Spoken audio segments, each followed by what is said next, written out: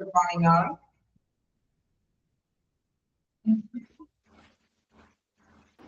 Good morning. Good morning. Good morning, ma'am. Good morning, ma'am. Good morning, ma'am. Good morning. So, നമ്മൾ കഴിഞ്ഞ ക്ലാസ്സിൽ എടുത്തത് ഓർമ്മയുണ്ടോ? ഓർമ്മയുണ്ടോ കഴിഞ്ഞ ക്ലാസ്സിൽ എടുത്തത്?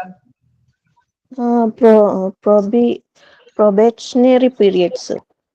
പ്രൊബേഷണറി പീരിയഡ്സ് വരെയാണ് നമ്മൾ കഴിഞ്ഞ ക്ലാസ്സിൽ എടുത്തത്. വായിച്ചു നോക്കി കാണാം. എന്തെങ്കിലും ഡൗട്ടുകളുണ്ടോ?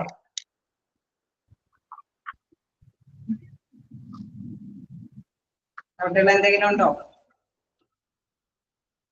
നമ്മള് എന്താണ് തീർച്ചയായിട്ടും എന്താണ് എംപ്ലോയീസിന്റെ ബെനിഫിറ്റ്സിന്റെ കാര്യങ്ങളാണ് അല്ലെ. അപ്പൊ അതുമായി ബന്ധപ്പെട്ട് പലതരത്തിലുള്ള ബെനിഫിറ്റ്സുകൾ നൽകാമെന്നുള്ള കാര്യങ്ങൾ നമ്മൾ കണ്ടെത്തിയിരുന്നു. അപ്പൊ അതിൽ പ്രധാനമായിട്ടും ഇതിന്റെ പ്രത്യേകമായിട്ടുള്ള കാര്യങ്ങൾ, അതായത് ആർക്ക് നൽകണം അല്ലെ, ഏതൊക്കെ തരത്തിലുള്ള ബെനിഫിറ്റ്സുകൾ നൽകണം, എങ്ങനെയാണ് അവർക്ക് കൂടുതൽ എഫക്റ്റീവായിട്ട് യൂട്ടിലൈസ് ചെയ്യാനായിട്ട് സാധിക്കുക, അതായത് എംപ്ലോയീസിനെ സംതൃപ്തിപ്പെടുത്തിക്കൊണ്ട് എങ്ങനെയത് മാക്സിമം യൂട്ടിലൈസ് ചെയ്ത് പോകാനായിട്ട് സാധിക്കും. അതല്ലെങ്കിൽ എന്താണ് തീർച്ചയായിട്ടും എന്താണ് നല്ല ഒരു കോസ്റ്റ് അല്ലെ കൺട്രോൾ ചെയ്തിട്ട് നല്ല ബെനിഫിറ്റ്സ് കൊടുത്തുകൊണ്ട് എന്താണ് അവർക്ക് കൂടുതൽ മോട്ടിവേഷൻ നൽകാൻ സാധിക്കും. അങ്ങനെയുള്ള കുറെ കാര്യങ്ങളൊക്കെയാണ് നമ്മൾ ഡിസ്കസ് ചെയ്തത്. ഇനി നമുക്ക് നെക്സ്റ്റ് നോക്കാം. അത് വായിച്ചു നോക്കി അല്ലെ, എന്തെങ്കിലും ഡൗട്ടുകളുണ്ടോ ഏതെങ്കിലും ഭാഗത്ത്?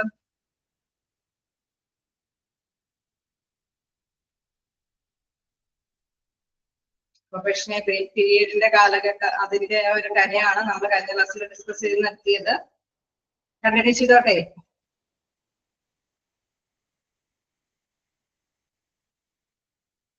ഓക്കെ, അപ്പൊ നമുക്ക് നെക്സ്റ്റ് നോക്കാം. ഫൈനാൻസിങ് എന്ന് പറയുമ്പോൾ ധനസഹായത്തിന്റെ കാര്യം തന്നെയാണ്. നോക്കാം. The employer has to pay a portion of the cost of his or her coverage in several benefits funds. നമുക്ക് അറിയാം ഒരുപാട് ബെനിഫിഷ്യൽ ആയിട്ടുള്ള പാക്കേജുകളുണ്ട് അല്ലെ, വ്യത്യസ്ത തരത്തിലുള്ള ബെനിഫിഷ്യൽ ആയിട്ടുള്ള പാക്കേജുകളുണ്ട്. അപ്പൊ അവിടെ എല്ലാം ശ്രദ്ധിക്കേണ്ട ഒരു കാര്യം എന്ന് പറയുന്നത് ഒരു നിശ്ചിത കോസ്റ്റ് മുടക്കിയിട്ട് അല്ലെ അവിടേക്ക് എംപ്ലോയീസിന് നല്ല സാറ്റിസ്ഫൈഡ് ആയിട്ടുള്ള കവറേജ് കൊടുക്കാം. അതുകൊണ്ടാണ് ഫൈനാൻസിങ്ങിന്റെ കാര്യത്തിൽ എടുത്തു പറയുന്നത് എപ്പോഴും അല്ലെ, ഏതൊരു കമ്പനി ആണെങ്കിലും ഒരുപാട് നഷ്ടം സഹിക്കാതെ എന്നാൽ നല്ല ഒരു ബെറ്റർ ആയിട്ടുള്ള ഒരു സാറ്റിസ്ഫാക്ഷൻ അവർക്ക് കൊടുക്കുന്ന തരത്തിലുള്ള പാക്കേജുകൾ മാത്രമാണ് അവർ കൺസിഡർ ചെയ്യുന്നത്. അല്ലെ, employee has to pay a portion of the cost of his or her coverage in several benefits fund. അതിനനുസരിച്ചിട്ട് തന്നെ ചില ഇതുകളിലൊക്കെ ആണെങ്കിൽ ചെറിയൊരു പേയ്മെന്റ് എംപ്ലോയീസിൽ നിന്നും ഈടാക്കാറുണ്ട് ചില കമ്പനികളൊക്കെ. അതായത് എന്തെങ്കിലും റിട്ടേൺ കിട്ടി, ഇപ്പൊ PF പോലെയുള്ള ആനുകൂല്യങ്ങൾ നമുക്കറിയാം അവരുടെ ഒരു നിശ്ചിത പോർഷനും കൂടി എന്താണ് ഈടാക്കുന്നുണ്ട് അല്ലെ. അപ്പോ എംപ്ലോയറുടെ ഒരു കോൺട്രിബ്യൂഷൻ ഉള്ള മാതിരി തന്നെ എംപ്ലോയീസിന്റെയും കുറച്ച് കോൺട്രിബ്യൂഷൻ ഈടാക്കിക്കൊണ്ട് അവർക്ക് അനുകൂല നടപടികളൊക്കെ സ്വീകരിക്കാറുണ്ട്. This can help the employer financially or the funds which are saved from this can be used in facilitating other types of benefits to the employees. അപ്പൊ അവരുടെ ഒരു കോൺട്രിബ്യൂഷൻ കിട്ടുമ്പോൾ എന്താ പ്രത്യേകത, അവർക്ക് വലിയ ബർഡൻ ആവാതെ അല്ലെ, എംപ്ലോയറിനെ സംബന്ധിച്ച് ഒരുപാട് ഫിനാൻഷ്യൽ ആയിട്ടുള്ള ബർഡൻ ആവാതെ തന്നെ എംപ്ലോയീസിനെ സാറ്റിസ്ഫൈ ചെയ്യാനായിട്ടുള്ള ഫണ്ട് സ്വരൂപിക്കാൻ സാധിക്കും അല്ലെ.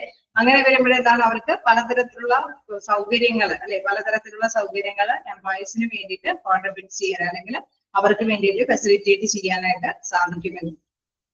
There are different types of arguments favoring and opposing the provision of employees' contribution, but in most of these cases, it is a point of argument as these kind of decisions are mainly taken on the basis of a competition or a collective bargaining. Okay, നമുക്കറിയാം ഒരു വാദിപ്രതിവാദം അല്ലെ, വാദിപ്രതിവാദത്തിന്റെ അടിസ്ഥാനത്തിലായിരിക്കും പൊതുവെ നമ്മൾ ഇത്തരത്തിലുള്ള ഒരു കോൺട്രിബ്യൂഷന് തയ്യാറാവുക അല്ലെ. എംപ്ലോയീസിൽ നിന്നും ഒരു നിശ്ചിത ഫണ്ട് സ്വരൂപിക്കുന്നുണ്ടെങ്കിൽ തീർച്ചയായിട്ടും അവിടെ ക്വസ്റ്റ്യൻസ് ചോദിച്ചുകൊണ്ടിരിക്കും. ഞങ്ങൾ ഇത്രയും തുക ഇതിന് വേണ്ടിയിട്ട് നീക്കി വെച്ച് കഴിഞ്ഞാൽ ഞങ്ങൾക്ക് എന്തായിരിക്കും ബെനിഫിറ്റ്സുകൾ അല്ലെ. അത് തീർച്ചയായിട്ടും അവരുടേതായിട്ടുള്ള ന്യായമായിട്ടുള്ള രീതിയിലുള്ള അവകാശ രീതിയിൽ തന്നെ അവര് എംപ്ലോയറിനോട് ചോദിക്കില്ലേ. നമ്മുടെ സാലറിയിൽ നിന്ന് ഒരു നിശ്ചിത ഫണ്ട് ഇന്നില്ല കാര്യങ്ങൾക്ക് വേണ്ടിയിട്ട് നീക്കി വെക്കണമെന്ന് ഉള്ള ഒരു ഇതുണ്ടെങ്കിൽ അല്ലെ, ഒരു ഡിസിഷൻ ഉണ്ടെങ്കിൽ തീർച്ചയായിട്ടും അതെന്തിനു വേണ്ടിയാന്നുള്ള ഒരു ചോദ്യം മസ്റ്റായിട്ട് ചോദിക്കും അല്ലെ. അപ്പൊ അവിടെ ഒരു വാദപ്രതിവാദത്തിന്റെ അടിസ്ഥാനത്തിലായിരിക്കും അവിടെ എന്താണ് ഒരു നിശ്ചിത തീരുമാനത്തിൽ എത്താനായിട്ട് സാധിക്കുള്ളൂ. അതുകൊണ്ട് തന്നെ ഞാൻ പറയുന്നത് ഒരു ഡിസിഷൻ എടുക്കുക mainly taken on the basis of competition or collective bargaining. അവിടെ ഒരു വാദപ്രതിവാദത്തിന്റെ ഒരു എന്താണ് ചോദിച്ച് അല്ലെ ഒരു ബാർഗെയിൻ ചെയ്തിട്ട് അല്ലെ വിവാദം നടത്തിയതിനു ശേഷമാണ് അവരിങ്ങനെ ഒരു ഡിസിഷനിലേക്ക് തീരുമാനത്തിലേക്ക് എത്തുന്നത്. എന്താണ് നെക്സ്റ്റ് പാരഗ്രാഫിൽ പറയുന്നത്? The employers tend to select voluntarily or refuse the coverage in situations where contributory financing is implemented for the different types of benefits a part of some pension plans. Okay, നമുക്കറിയാം ചിലവർക്ക് അല്ലെ ചിലവരൊക്കെ എന്താണ് സ്വമേധയാ ഞങ്ങൾ ഇതിലൊന്നും participate ചെയ്യുന്നില്ല എന്ന് അവര് വളണ്ടിയർലി അല്ലെ സ്വമേധയാ തന്നെ റിജക്ട് ചെയ്യും അല്ലെ. അതായത് അവർക്ക് അതിൻ്റെതായിട്ടുള്ള ആ ഒരു പ്ലാൻ ആ സ്കീമിൽ ഞങ്ങൾ പാർട്ടിസിപ്പേറ്റ് ചെയ്യുന്നില്ല എന്നുള്ള രീതിയിൽ തന്നെ അവരെന്ത് ചെയ്യും, അത് വേണ്ടാന്ന് വെക്കും. അതേസമയം ചിലർക്ക് അറിയാം, നമുക്കറിയാം അതിലേക്കൊക്കെ ഓക്കെ നമ്മൾ ഏത് കാര്യമാണെങ്കിലും അതൊരു എന്താണ് സ്റ്റാറ്റ്യൂട്ടറി ആയിട്ടുള്ള ഒരു പ്രൊഫഷൻ അല്ല എങ്കിൽ എന്താണ് അതിലേക്ക് എല്ലാവരും തന്നെ ഇൻവോൾവ് ആവണമെന്നില്ല അല്ലെ. കമ്പൽസറി ആയിട്ടുള്ള എന്തെങ്കിലും കാര്യങ്ങളാണെങ്കിൽ മാത്രമാണ് എല്ലാവരും അതിലേക്ക് പങ്കാളിയാവണമെന്നുള്ളൂ അല്ലെ. തീർച്ചയായിട്ടും ഇൻ കേസ് അങ്ങനെയല്ലാത്തൊരു കണ്ടീഷൻ ആണെങ്കിൽ എന്താണ് അവര് ആവശ്യമുള്ളവർ മാത്രമാണ് അതിൽ പാർട്ടിസിപ്പേറ്റ് ചെയ്യുന്നത്. The cost to the employer will additionally get low based on the degree to which coverage is declined by few employees. Okay, നമുക്കറിയാം എപ്പോഴും എന്താ കുറച്ച് പേര് ഉള്ളെങ്കിൽ എന്താ പ്രത്യേകത, ചെലവ് കൂടുതലായിരിക്കും കുറവായിരിക്കും കൂടുതലായിരിക്കും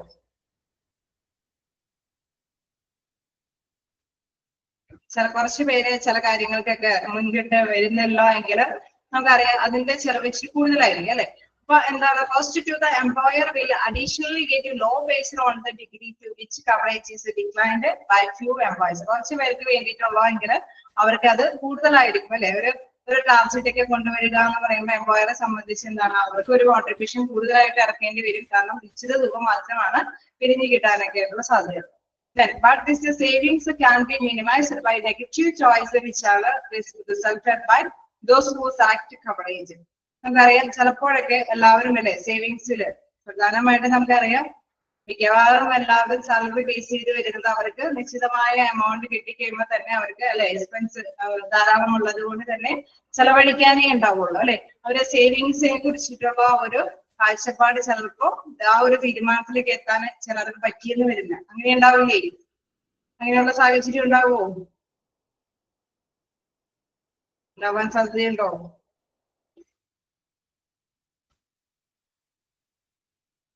ഉണ്ടാവും അല്ലെ. അപ്പൊ എന്താണ് അവർക്ക് ഒരു പദ്ധതികളൊക്കെ നടപ്പാക്കുമ്പോൾ എന്താണ് അവിടെ ഒരു താരതമ്യ പഠനമൊക്കെ നടത്തിയതിനു ശേഷമാണ് ഒരു തീരുമാനങ്ങളൊക്കെ എടുക്കാനായിട്ട് സാധിക്കുള്ളൂ. അപ്പൊ ഒരു ഫൈനാൻസിങ് എന്ന് പറയുമ്പോൾ നമുക്കറിയാം പല കാര്യങ്ങളും എംപ്ലോയർ ചിന്തിച്ചുകൊണ്ടിരിക്കും. അവർക്ക് ഒരുപാട് ചെലവില്ലാത്ത രീതിയിൽ തന്നെയായിരിക്കും ഒരു തീരുമാനങ്ങൾ എടുത്തു പോകാനായിട്ട് ആഗ്രഹിക്കുന്നത്. അത് മാത്രമല്ല എംപ്ലോയേഴ്സിന്റെ എന്തെങ്കിലും കോൺട്രിബ്യൂഷൻ കിട്ടാൻ സാധ്യതയുണ്ടെന്ന് അവർ ചിന്തിക്കും. ഇൻ കേസ് ഒരുപാട് പേര് ഈ സ്കീമിലൊന്നും പങ്കാളിയാകുന്നില്ല എങ്കിൽ അതനുസരിച്ചിട്ടുള്ള സൊല്യൂഷൻസ് അവർ കണ്ടെത്തേണ്ടതുണ്ട് അല്ലെ.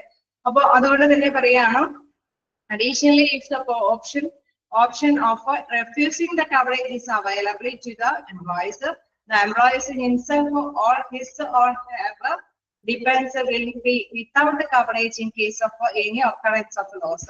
ഓക്കെ, അപ്പൊ അവർക്ക് നഷ്ടമൊന്നും ഇല്ലാത്ത രീതിയിൽ അല്ലെ അവരുടെ എംപ്ലോയീസിനാണെങ്കിലും അവരുടെ ഫാമിലി അതുമായി ഡിപ്പെൻഡ് ചെയ്യുന്നവർക്കൊന്നും വലിയ നഷ്ടമൊന്നും ഇല്ലാതെ എന്ന ചെറിയ സുരക്ഷയൊക്കെ കിട്ടുന്നുണ്ടെങ്കിൽ എല്ലാവരും പങ്കാളിയാവാനായിട്ട് ഒരുപാട് ശ്രമിക്കും അല്ലെ. ഒരുപാട് കോസ്റ്റ് മുടക്കാതെ എന്തെങ്കിലും ആനുകൂല്യങ്ങൾ കിട്ടുന്നുണ്ടെങ്കിൽ തീർച്ചയായിട്ടും എല്ലാവരും അതിന് റെഡി ആയിരിക്കും. എല്ലാ എംപ്ലോയീസും അതിൽ അത്തരത്തിലുള്ള സ്കീമില് പങ്കാളിയാവാനായിട്ട് റെഡി ആയിരിക്കും. Then in comparison to non-contributory plans, the administrative cost is relatively higher in case of contributory plans. നമുക്കറിയാം ഒരു അല്ലെ പകുതി ഒരു കുറച്ച് ഭാഗം എംപ്ലോയീസ് തരുന്നുണ്ടെങ്കിൽ അവിടെ വലിയ കുഴപ്പമില്ല, എംപ്ലോയറിനെ സംബന്ധിച്ച് ഒരുപാട് ബർഡൻ ആവുന്നില്ല അല്ലെ. അതേസമയം എന്താണ് ഒട്ടും തരുന്നില്ല അല്ലെങ്കിൽ അവരുടെ എംപ്ലോയീസിൽ നിന്നും യാതൊരു സംഭാവനയും കിട്ടുന്നില്ല എങ്കിൽ തീർച്ചയായിട്ടും എംപ്ലോയറുടെ എന്താണ് അവരുടേതായിട്ടുള്ള കോൺട്രിബ്യൂഷൻ ഹൈ ആയിരിക്കില്ലേ. അത് താരതമ്യം ചെയ്യുമ്പോൾ തീർച്ചയായിട്ടും എന്താണ് എംപ്ലോയീസിൽ നിന്ന് യാതൊരു സംഭാവനയും കിട്ടാത്ത തരത്തിലുള്ള ഒരു സ്കീമാണ് ലഭ്യമാക്കുന്നതെങ്കിൽ എന്താണ് എംപ്ലോയറിനെ സംബന്ധിച്ച് ഫിനാൻഷ്യലി ഇത്തിരി കോസ്റ്റ് കൂടുതലായിരിക്കും അല്ലേ. ക്ലിയർ ആവുന്നില്ലേ? നമുക്ക് പലതരത്തിലുള്ള സ്കീമുകൾ ഉണ്ടാവാം. കൂടുതലായിട്ട് എംപ്ലോയറും എന്താണ് മുതൽ മുടക്കി തന്നെ ആനുകൂല്യങ്ങൾ മുഴുവനായിട്ടുള്ള ആനുകൂല്യങ്ങൾ എംപ്ലോയേഴ്സിന് നൽകുകയാണ് എങ്കിൽ തീർച്ചയായിട്ടും ഇതിന്റെ പ്രത്യേകത എന്താണ്? അവർക്ക് കൂടുതൽ ഹൈ റിസ്ക് എടുക്കേണ്ടി വരും. അതേസമയം എംപ്ലോയറുടെ ഭാഗത്ത് നിന്ന് ചെറിയൊരു കോൺട്രിബ്യൂഷൻ തരുന്നുണ്ടെങ്കിൽ എംപ്ലോയർക്ക് ഹൈ റിസ്ക് എടുക്കേണ്ടി വരികയില്ല. ശരിയല്ലേ? ആണോ? ഓക്കെ. അപ്പൊ അതാണ് ഇതിൽ പറയുന്നത്. നമ്മൾ ഓരോ സ്കീമുകളൊക്കെ ഓരോ ഓർഗനൈസേഷൻ അല്ലെങ്കിൽ ഒരു കമ്പനിയൊക്കെ അവരുടേതായിട്ടുള്ള സ്കീമുകളൊക്കെ തീരുമാനിക്കുമ്പോൾ എന്തെങ്കിലും കോൺട്രിബ്യൂഷൻ അവരിൽ നിന്ന് എടുക്കാൻ സാധിക്കുമോ അതനുസരിച്ചിട്ടുള്ള പദ്ധതികളൊക്കെ തീരുമാനിക്കാനായിട്ടായിരിക്കും അവർ കൂടുതൽ പ്രാധാന്യം കൊടുക്കുക. തീർച്ചയായിട്ടും എംപ്ലോയീസിനെ സംബന്ധിച്ച് നമുക്കറിയാം ഒരുപാട് മുതൽ മുടക്ക് അല്ലെ ഇത്തരത്തിലുള്ള സേവിങ് കാര്യങ്ങൾക്ക് വേണ്ടിയിട്ട് ഒരുപാട് സ്പെൻഡ് ചെയ്ത് വെക്കാൻ ചിലപ്പോൾ അവരിൽ നിന്ന് അല്ലെ അവർക്ക് മതിയായ എന്താണ് സാലറി ബെനിഫിറ്റ്സ് ഒന്നും ഉണ്ടാകണമെന്നില്ല. അപ്പൊ അതുകൊണ്ട് തന്നെ അവർ ചെറിയ മുതൽ അല്ലെ ചെറിയതായിട്ട് എന്തെങ്കിലും ഒരു കോൺട്രിബ്യൂഷൻ കൊടുത്തിട്ട് കൂടുതൽ ആനുകൂല്യം നേടിയെടുക്കാനായിരിക്കും അവരുടെ മനസ്സിലുണ്ടാവുക അല്ലെ എംപ്ലോയീസിന്റെ മനസ്സിലുണ്ടാവുക. അപ്പൊ അതെല്ലാം ഒത്തൊരുമിച്ച് നോക്കിയതിനു ശേഷം മാത്രമാണ് ഇത്തരത്തിലുള്ള തീരുമാനങ്ങൾ എടുക്കാനായിട്ട് സാധിക്കുക. അപ്പൊ ഫൈനാൻസിങ് എന്ന് പറയുന്നത് ഒരു പ്രധാനപ്പെട്ട പോയിന്റ് തന്നെയാണ്. അവിടെ എംപ്ലോയർക്ക് കൂടുതൽ ബർഡൻ വഹിക്കാനുള്ള ഒരു ശേഷി ഉണ്ടെങ്കിലാണ് അധികമായിട്ടുള്ള ആനുകൂല്യങ്ങളെല്ലാം എംപ്ലോയീസിന് വേണ്ടിയിട്ട് പ്രൊവൈഡ് ചെയ്യുന്നത്. ഓക്കെ അല്ലേ?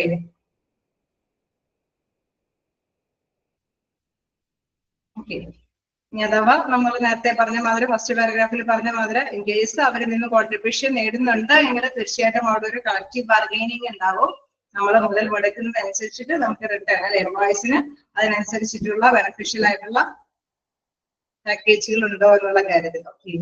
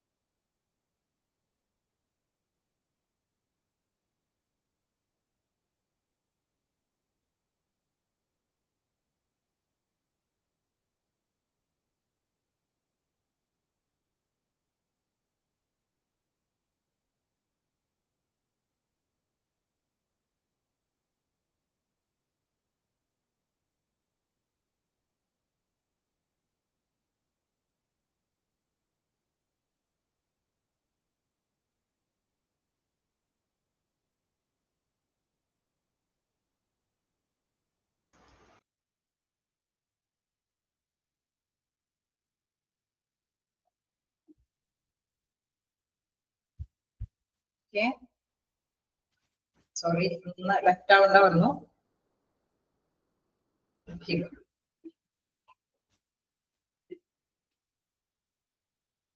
അപ്പൊ ഫസ്റ്റ് പോയിന്റ് ഓക്കെ ആണോ? ഫൈനാൻസിങ് 10 പോയിന്റ് ഓക്കെ അല്ലേ? നെക്സ്റ്റ് പോയിന്റിലേക്ക് പോകാം. Fifth employee choice. ഓക്കെ. നമുക്കറിയാം ഒരു ഓർഗനൈസേഷൻ ആവുമ്പോൾ അവിടെ തീർച്ചയായിട്ടും എംപ്ലോയീസിനെ പരിഗണിക്കേണ്ടതുണ്ട് അല്ലേ? അപ്പൊ തീർച്ചയായിട്ടും different method which can be used for gaining the view point and choice of the employees regarding different benefits plans are state. അതായത് വ്യത്യസ്ത തരത്തിലുള്ള ബെനിഫിറ്റുകൾ അല്ലെ ഇവർക്ക് നേടിയെടുക്കാനായിട്ട്. അതായത് അവരുടെ വീക്ഷണത്തില് അവരുടേതായിട്ടുള്ള കുറെ ബെനിഫിഷ്യൽ ആയിട്ടുള്ള ആഗ്രഹങ്ങൾ ഉണ്ടാവും. ഏതൊരു എംപ്ലോയി ആണെങ്കിലും അവർക്ക് നല്ലൊരു അറ്റ്മോസ്ഫിയർ ഉണ്ടാവണം എന്നുണ്ടാവും. സംതൃപ്തമായിട്ടുള്ള ജോലി ചെയ്യാനുള്ള സൗകര്യങ്ങൾ നേടിയെടുക്കണം എന്നുണ്ടാവാം. അതോടൊപ്പം തന്നെ അവർക്ക് എന്താണ് നമ്മൾ ചെയ്യുന്ന ഡ്യൂട്ടിക്ക് അനുസരിച്ചിട്ട് അല്ലെ അതിനേക്കാൾ കൂടുതൽ നല്ല ഇച്ചിരി കൂടി ഇൻസെന്റീവ്സ് ആയിട്ടുള്ള സാലറികളും പാക്കേജുകളൊക്കെ ലഭ്യമാകണമെന്ന് പലതരത്തിലുള്ള ആഗ്രഹങ്ങൾ അവർക്ക് ഉണ്ടാവും അല്ലെ. ഇൻ കേസ് അവര് കൂടുതൽ നന്നായിട്ട് എഫിഷ്യന്റ് ആയിട്ട് വർക്ക് ചെയ്യുകയാണെങ്കിൽ അവരെ ഒന്ന് അല്ലെ അവരൊന്ന് എന്താണ് ഒരു അപ്രീസിയേഷൻ അല്ലെ അവരെ തീർച്ചയായിട്ടും അതൊക്കെ ആഗ്രഹിക്കുന്നുണ്ടാവാം. അപ്പൊ അത്തരത്തിലുള്ള രീതികൾ നോക്കുകയാണെങ്കിൽ പലതരത്തിലുള്ള അത്തരത്തിലുള്ള കാര്യങ്ങളെ കുറിച്ചിട്ടുള്ള ഡിസ്കസ് ചെയ്യുന്നുണ്ട്. ഫസ്റ്റ് പോയിന്റ് നോക്കാം, പേഴ്സണൽ ഇന്റർവ്യൂസ്. ഓക്കെ. നമുക്കറിയാം വ്യത്യസ്ത ആഗ്രഹങ്ങളായിരിക്കും എന്നുള്ളത് അല്ലെ. അപ്പൊ അത് ഏത് രീതിയിലൊക്കെയാണ് നമുക്കത് കളക്ട് ചെയ്യാനായിട്ട് സാധിക്കുക അല്ലെ. ഫസ്റ്റ് വൺ പറയുന്നത് പേഴ്സണൽ ഇന്റർവ്യൂസ്. സാധാരണയായിട്ട് അവിടെയുള്ള എംപ്ലോയീസിന് നേരിട്ട് ഒരു ഇന്റർവ്യൂ ചെയ്യുമ്പോഴും അവർക്ക് എന്തൊക്കെയാണ് ആഗ്രഹങ്ങൾ എന്നുള്ള കാര്യങ്ങൾ മനസ്സിലാക്കാനായിട്ട് സാധിക്കും. The most effective marketing research method for a small organization or for a benefit planner which includes only a limited number of employees is a personal interview with the employees either individually or small group. Right? അപ്പൊ ചെറിയ ചെറിയ form ഒക്കെ ആണെങ്കിൽ തീർച്ചയായിട്ടും നമുക്കറിയാം അവിടെയുള്ള employees കുറച്ച് കുറവായിരിക്കും അല്ലെ. അപ്പൊ അവരുടേതായിട്ടുള്ള ആവശ്യങ്ങൾ എന്തൊക്കെയാണ്, നിങ്ങൾക്ക് ഇതുകൂടി സാറ്റിസ്ഫാക്ഷനോട് കൂടിയിട്ട് വർക്ക് ചെയ്യാനായിട്ട് പറ്റുക, ഏതൊക്കെ രീതിയിലുള്ള മോട്ടിവേഷനാണ് നിങ്ങൾ പ്രതീക്ഷിക്കുന്നത് എന്നൊക്കെയുള്ള കാര്യങ്ങൾ അവര് ചോദിച്ചറിയും അല്ലെ.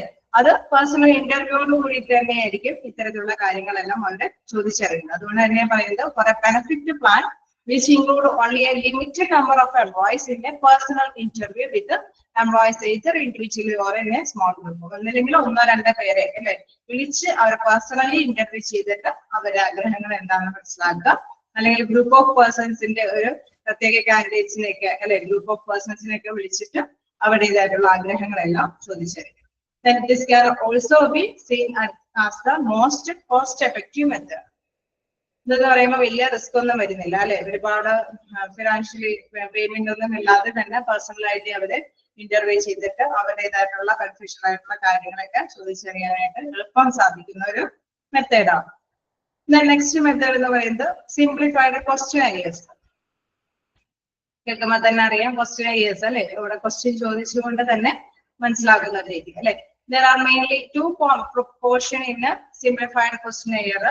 The first one is used to determine the benefit preference, which the other portion is aimed to determine the benefit preference, while the other portion is aimed to determine the demographic details such as age, gender, years of service, then marital status, salary range, etc.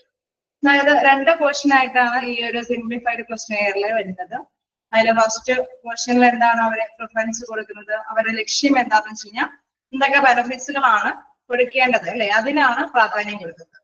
രണ്ടാമത്തെ ഒരു point എന്ന് പറയുന്നത് ഏതൊക്കെ തരത്തിലുള്ള persons അല്ലെ, ഏതൊക്കെ എന്താണ് നമുക്കറിയാം പല അല്ലെ അവരുടേതായിട്ടുള്ള മെയിൽസിനും ഫീമെയിൽസിനും അവരുടേതായിട്ടുള്ള ഫ്രഞ്ച് ബെനിഫിറ്റ്സുകളുടെ പാക്കേജുകളായിരിക്കും ആഗ്രഹിക്കുന്നത് അല്ലെ. മെറ്റേണിറ്റി ലീവും കാര്യങ്ങളും അതനുസരിച്ചുള്ള പാക്കേജുകൾ ആഗ്രഹിക്കുന്നതോടൊപ്പം തന്നെ മെയിൽസിൽ അതിൻ്റെതായിട്ടുള്ള അല്ലെ ട്രിപ്പും കാര്യങ്ങളൊക്കെ ആഗ്രഹിക്കുന്നവരും അല്ലെ വ്യത്യസ്തമായിട്ടുള്ള പാക്കേജുകളൊക്കെ ആയിരിക്കും.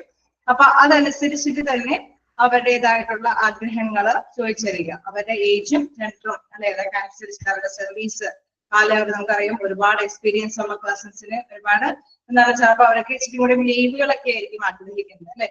അപ്പൊ അവരുടെ ആഗ്രഹം മനസ്സിലാക്കിയിട്ട് അവർക്ക് ബെനിഫിഷ്യൽ പാക്കേജുകളൊക്കെ കൊടുക്കുക അല്ലെ. അപ്പൊ അതേമാതിരി തന്നെ മാരിറ്റൽ സ്റ്റാറ്റസ്, സാലറി, ഏജ് അതെല്ലാം മനസ്സിലാക്കിയിട്ട് ഉള്ള രീതി. അപ്പൊ തീർച്ചയായിട്ടും ആദ്യം ആനുകൂല്യങ്ങൾ എന്തൊക്കെയാണ് ആനുകൂല്യങ്ങൾ വേണ്ടതെന്നുള്ള കാര്യം ചിന്തിക്കുമ്പോൾ മറ്റൊരു പോയിന്റ് ഓഫ് വ്യൂ നോക്കുമ്പോൾ ഓരോ കാറ്റഗറി ബേസ് ചെയ്തിട്ട് അവർക്ക് എന്തൊക്കെ ആനുകൂല്യങ്ങൾ നൽകണം അല്ലെ. ആ ഒരു രീതിയിലായിരിക്കും സിംപ്ലിഫൈഡ് ക്വസ്റ്റ്യൻ നടത്തിയിട്ട് ബെനിഫിഷ്യൽ പാക്കേജുകൾ തീരുമാനിക്കുന്നത്.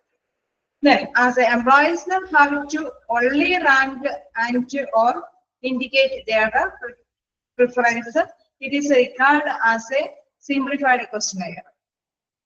Okay. ഇവിടെ നമ്മൾ മനസ്സിലാക്കേണ്ടത് employees have to only rank at or indicate their preference, it is regarded as a simplified questionnaire. അവരാണ് അല്ലെ അവിടെയുള്ള ഓരോ എംപ്ലോയിനെയാണ് അവിടെ ഇൻഡിക്കേറ്റ് ചെയ്യുന്നത് അല്ലെ. അവരുടെ സൂചനകൾ അവര് നൽകുന്ന ഇതിന്റെ ആഗ്രഹത്തിന്റെ അടിസ്ഥാനത്തിൽ അല്ലെങ്കിൽ അവരുടെ ഏജ് അല്ലെങ്കിൽ അവരുടെ ആ ഒരു മാരിറ്റൽ സ്റ്റാറ്റസ് അല്ലെങ്കിൽ സാലറി റേഞ്ച് ബേസ് ചെയ്തിട്ടാണ് ഇത്തരത്തിലുള്ള ആനുകൂല്യങ്ങൾ ലഭ്യമാക്കാനായിട്ട് ശ്രമിക്കുന്നത്. The analysis of data collected will be a difficult task and it will require the use of a computer if the questionnaire is not a small one. നമുക്ക് നോക്കുകയാണെങ്കിൽ നേരത്തെ പറഞ്ഞ personal interviews നോക്കുമ്പോൾ comparatively ഒരു ചെറിയ ബുദ്ധിമുട്ടുണ്ട് അല്ലെ, കുറച്ച് റിസ്ക് ഉണ്ട്. കാരണം ഇത് എല്ലാം എല്ലാവരുടേതായിട്ടുള്ള സാലറി കാര്യങ്ങളും മനസ്സിലാക്കേണ്ടതുണ്ട്. അവരുടെ ജെൻഡർ എക്സ്പീരിയൻസ് എല്ലാം തന്നെ മനസ്സിലാക്കിയിട്ട് വേണം എന്താണ് ഇത്തരത്തിലുള്ള ബെനിഫിഷ്യൽ പാക്കേജുകൾ തീരുമാനിക്കാനായിട്ട്. അപ്പൊ എന്താണ് കമ്പ്യൂട്ടർ സിസ്റ്റത്തിന്റെ ഒക്കെ ഹെൽപ്പോട് കൂടിയിട്ട് അല്ലെങ്കിൽ ഓരോരുത്തരുടെയും കാറ്റഗറൈസ് ചെയ്തിട്ടുള്ള ലിസ്റ്റുകളൊക്കെ കൈകാര്യം ചെയ്തിട്ട് വേണം ഇത്തരത്തിലുള്ള beneficial പാക്കേജുകളൊക്കെ തീരുമാനിക്കാനായിട്ട്. To avoid upsetting the employees, it is important that the questionnaire is brief. Okay. നമ്മൾ മനസ്സിലാക്കേണ്ട ഒരു കാര്യം എല്ലാ തരത്തിലും അല്ലെ, നമ്മളൊരു കമ്പനി ആകുമ്പോൾ അതിൽ എല്ലാ തരത്തിലുള്ള പേഴ്സൺസും വർക്കേഴ്സും ഉണ്ടാവും അല്ലെ.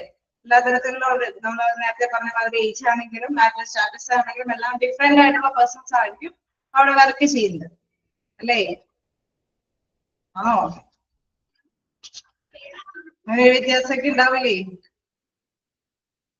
ഓക്കെ, അപ്പൊ എല്ലാ കാര്യങ്ങളും നമ്മൾ അതിനെ കുറിച്ചിട്ട് അറിയണം അല്ലെ. അപ്പൊ ഇനി ചിലപ്പോ ജീവനക്കാരെ അസ്വസ്ഥമാക്കുന്നത് അതും ഒഴിവാക്കാനായിട്ട് ഇങ്ങനെ ശ്രമിക്കണം അല്ലെ. ഒരു ഡിസ്റ്റർബൻസ് ആർക്കും ഒരു ബുദ്ധിമുട്ടില്ലാത്ത രീതിയിലായിരിക്കണം ബെനിഫിഷ്യൽ പാക്കേജുകൾ തീരുമാനിക്കാൻ. ഈ ബെനിഫിഷ്യൽ പാക്കേജുകൾ കൊടുക്കുന്നത് എന്തിനു വേണ്ടിയിട്ടാ? അവിടെ എംപ്ലോയീസിനെ കുറച്ചും കൂടി മോട്ടിവേറ്റ് ചെയ്ത് നല്ല എഫിഷ്യന്റ് ആയിട്ട് വർക്ക് ചെയ്യിപ്പിക്കാനാണ്. പക്ഷെ അത് മറ്റുള്ളവരെ അലോസരപ്പെടുത്തുന്നുണ്ടെങ്കിൽ വളരെ ബുദ്ധിമുട്ടാണ് അല്ലെ. ഈ ബെനിഫിഷ്യൽ പാക്കേജ് കൊണ്ട് നെഗറ്റീവ് ആയിട്ടുള്ള റിസൾട്ട് ആയിരിക്കും ഉണ്ടാവുക അല്ലെ. അപ്പൊ അതുകൊണ്ട് തന്നെ എപ്പോഴും ശ്രദ്ധിക്കണം, to avoid upsetting the employees it is important that the question is created. നമുക്കറിയാം, ആരെയും അലോസരപ്പെടുത്താത്ത രീതിയിലായിരിക്കണം ഈ ക്വസ്റ്റ്യൻ ഒക്കെ നടത്തിയിട്ട് നമ്മൾ ആനുകൂല്യങ്ങളൊക്കെ എന്തൊക്കെ കൊടുക്കണം എന്നുള്ള കാര്യത്തിലേക്ക് എത്താനായിട്ട് ശ്രദ്ധിക്കേണ്ടത്. ഓക്കെയാണോ? സ്പീഡ് കൂടുതലാകുന്നുണ്ടോ?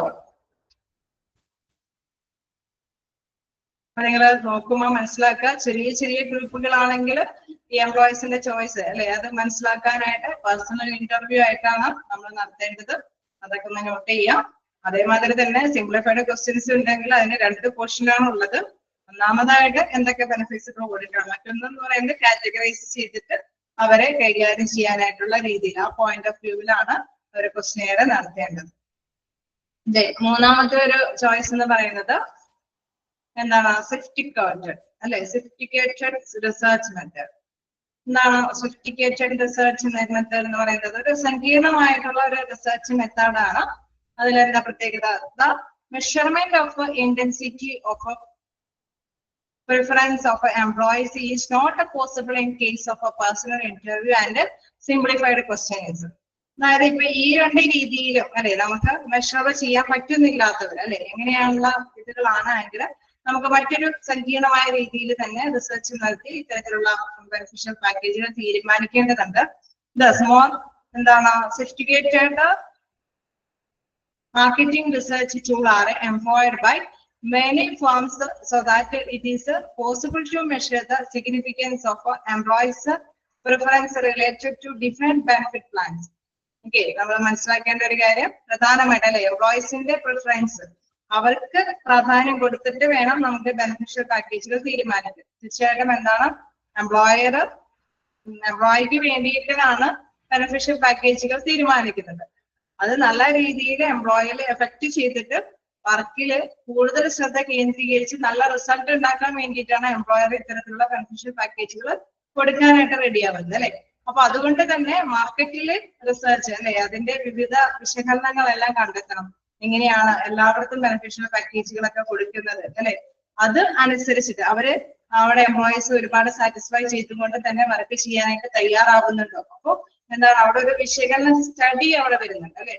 നമ്മുടെ ആ ഒരു കമ്പനിയിൽ അല്ലെങ്കിൽ ആ ഒരു ഫേമിന്റെ ഉള്ളിലുള്ള ക്വസ്റ്റ്യൻ നടത്തി അല്ലെങ്കിൽ അവരെ എന്താണ് കാറ്റഗറൈസ് ചെയ്തിട്ട് ഉള്ള അറേഞ്ച്മെന്റ്സ് അല്ല ചെയ്യുന്നത്. ഇത് മാർക്കറ്റിൽ റിസർച്ച് നടത്തിയിട്ടാണ് ഒരു തീരുമാനത്തിലേക്ക് എത്താനായിട്ട് ശ്രമിക്കുന്നത്. ക്ലിയർ ആവുന്നുണ്ടോ?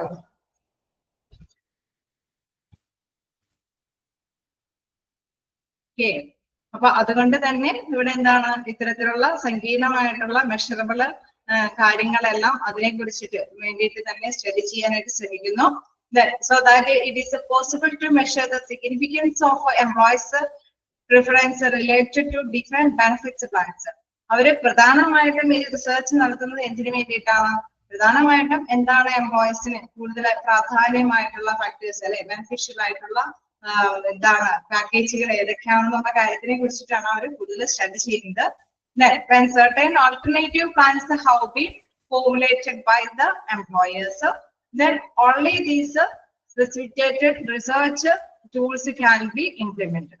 Okay, നമ്മൾ മനസ്സിലാക്കേണ്ടത് ഒരുപാട് അല്ലെ പലതരത്തിലുള്ള പ്ലാനുകൾ അപ്പോ മാർക്കറ്റിൽ റിസർച്ച് നടത്തുമ്പോൾ കിട്ടും അല്ലെ. ചില ഓർഗനൈസേഷനിൽ എന്താണ് അവർക്ക് ലീവ് വിത്ത് സാലറി ആയിരിക്കും, ചില ഓർഗനൈസേഷനിൽ ലീവ് അനുവദിക്കുന്നുണ്ടാവാം, ചില ഓർഗനൈസേഷനിൽ എന്താണ് ടൂർ പാക്കേജുകൾക്കായിരിക്കും പ്രാധാന്യം കൊടുക്കുക, അല്ലെങ്കിൽ ചില ഓർഗനൈസേഷൻ ട്രാവലിംഗ് അലവൻസ് കൊടുക്കാം, എല്ലാം അല്ലെ, വിവിധങ്ങളായ അലവൻസുകൾ അവർക്ക് കൊടുക്കാം അല്ലെ. പലതരത്തിലുള്ള ഈ പാക്കേജുകളെ കുറിച്ചിട്ട് എന്താണ് കൃത്യമായിട്ടുള്ള വിശകലനം നടത്തിയതിനു ശേഷം അല്ലെ നമ്മൾ തീരുമാനിക്കുകയാണ് ഏതൊക്കെ കൊടുക്കാൻ അല്ലെ. ഇവിടുത്തെ നമ്മളുടെ സ്ഥാപനത്തിലെ അല്ലെ എംപ്ലോയർ തീരുമാനിക്കും നമ്മുടെ സ്ഥാപനത്തിലുള്ള എംപ്ലോയീസിന് എന്തൊക്കെ തരത്തിലുള്ള ബെനഫിഷ്യൽ പാക്കേജുകൾ ലഭ്യമാക്കണം അല്ലെ. അതിന് വേണ്ടിയിട്ടാണ് ഇവര് ഇത്തരത്തിലുള്ള മാർക്കറ്റ് റിസർച്ചുകൾ നടത്തുന്നത്. Okay, thus most of the time simplified questionnaires and interviews are followed by these techniques and it may require further interviews or use questionnaires. Okay, അപ്പൊ നമുക്കറിയാം എന്തായാലും പല പാക്കേജുകളെ കുറിച്ചിട്ട് ഒരു ധാരണ കിട്ടിക്കഴിയുമ്പോൾ തീർച്ചയായിട്ടും എന്താണ് ഇന്നത് വേണോ അല്ലെ, ഈ ഒരു മാർക്കറ്റ് ഇതില് നിങ്ങൾക്ക് ഇത്തരത്തിലുള്ള ബെനിഫിഷ്യൽ ആയിട്ടുള്ള പാക്കേജുകൾ വേണോ എന്ന് തീർച്ചയായിട്ടും എംപ്ലോയിനോടും അവര് അല്ലെ അന്വേഷിക്കും. ഓക്കെ, അപ്പൊ തീർച്ചയായിട്ടും നമുക്കറിയാം എംപ്ലോയിയുടെ ഒരു സാറ്റിസ്ഫൈഡ് ആയിട്ടുള്ള കാര്യങ്ങൾക്കായിരിക്കും കൂടുതൽ പ്രാധാന്യം കൊടുക്കുക ഇത്തരത്തിലുള്ള പാക്കേജുകൾ ലഭ്യമാക്കുന്നതിന് വേണ്ടിയിട്ട്. അപ്പൊ മോസ്റ്റ് ഓഫ് ദ ടൈം എന്താണ് simplified questions and interviews are followed by these techniques. ഇവിടെ ഈ ടെക്നിക്കുകൾ ഇങ്ങനെ അവലംബിക്കുമ്പോഴും അവര് ചെറിയ ചെറിയ ചെറിയ ക്വസ്റ്റ്യൻസുകൾ ഈ എംപ്ലോയീസിനോട് ചോദിക്കുകയും മനസ്സിലാക്കി കൊടുക്കുകയും ചെയ്യുന്നുണ്ട്. അവരിൽ നിന്നും കൂടുതലായിട്ടുള്ള റിപ്ലൈസും കൂടി മനസ്സിലാക്കിയിട്ടാണ് ബെനഫിഷ്യൽ പാക്കേജുകൾ തീരുമാനിക്കുന്നത്. മനസ്സിലാക്കേണ്ട ഒരു പ്രധാനപ്പെട്ട ഒരു കാര്യം എന്ന് പറയുന്നത് ബെനഫിഷ്യൽ പാക്കേജുകൾ എന്താണ് എംപ്ലോയർ വെറുതെ വന്നാൽ തീരുമാനിച്ച് എംപ്ലോയിക്ക് ലഭ്യമാക്കുകയാണെങ്കിൽ അതുകൊണ്ട് പ്രതീക്ഷിക്കുന്ന ഗുണം കിട്ടണമെന്നില്ല. അപ്പൊ അവിടെ അവർക്ക് ആഗ്രഹം എന്താണ് അല്ലെ, മറ്റുള്ള കമ്പോളത്തിലൊക്കെ എന്താണ് ഇങ്ങനെയുള്ള കമ്പനികളെ എംപ്ലോയീസിന് ലഭ്യമാക്കുന്നത്, അല്ലെങ്കിൽ അവരെ കാറ്റഗറൈസ് ചെയ്തിട്ട് നിരീക്ഷണത്തിന്റെ അടിസ്ഥാനത്തിലൊക്കെയാണ് കൊടുക്കുന്നതെങ്കിൽ തീർച്ചയായിട്ടും എന്താണ് അതിന് എന്തുണ്ടാവും, ബെനിഫിറ്റ് ഉണ്ടാവുമോ, നല്ല റിസൾട്ട് ഉണ്ടാവുമോ?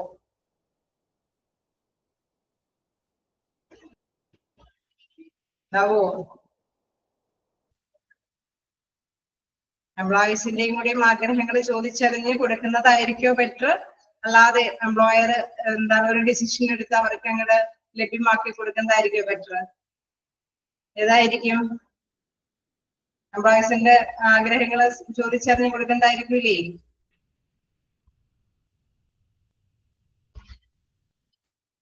അല്ലേ?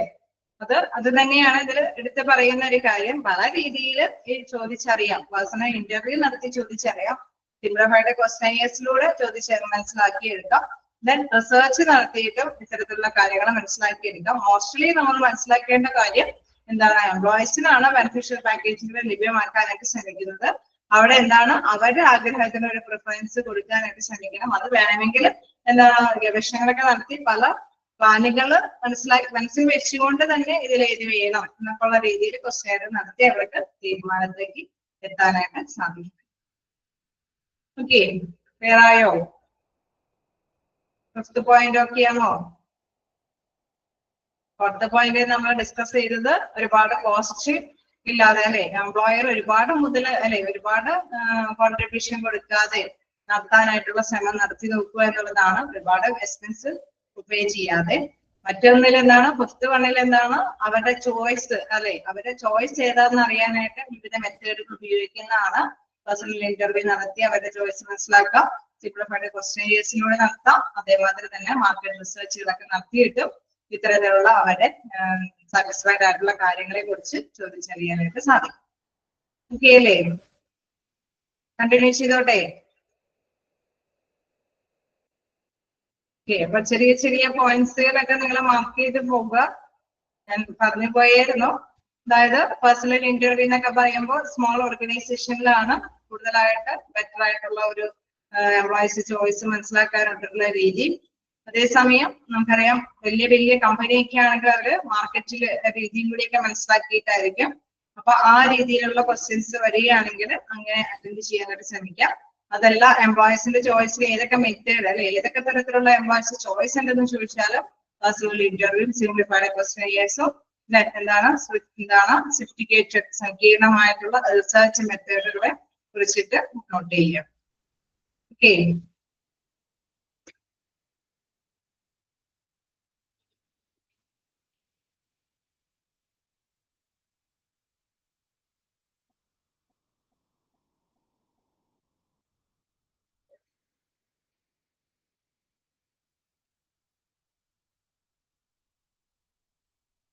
ഓക്കെ, ഇനി നമുക്ക് നെക്സ്റ്റ് നോക്കാനുള്ളത് കോസ്റ്റ് കണ്ടെയ്ൻമെന്റ് ആണ്.